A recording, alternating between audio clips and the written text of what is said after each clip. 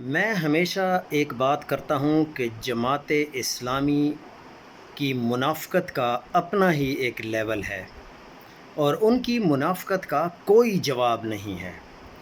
جماعت اسلامی نے سینیٹر مشتاق کے غزہ احتجاج میں شرکت نہیں کی تھی۔ سینیٹر مشتاق اکیلے ہی جماعت اسلامی کے احتجاج کر رہے تھے، کسی اور ورکر نے ان کے ساتھ احتجاج نہیں کیا، کسی لیڈر نے احتجاج نہیں کیا، ایون کہ حافظ نعیم الرحمن نے بھی احتجاج نہیں کیا اور کبھی بھی اس بارے میں ایک لفظ نہیں بولا۔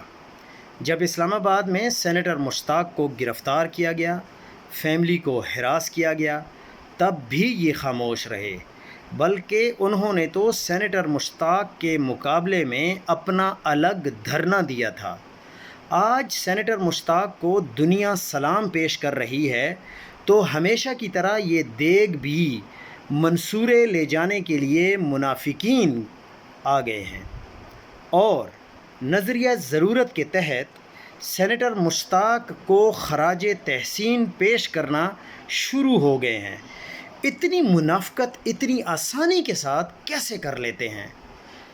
کیا اگر میری ایک بھی بات پاکستانی قوم آپ کو غلط لگ رہی ہے تو آپ ضرور آواز اٹھائیں اور مجھے کومنٹس میں بتائیں کہ آپ کی یہ بات غلط ہے۔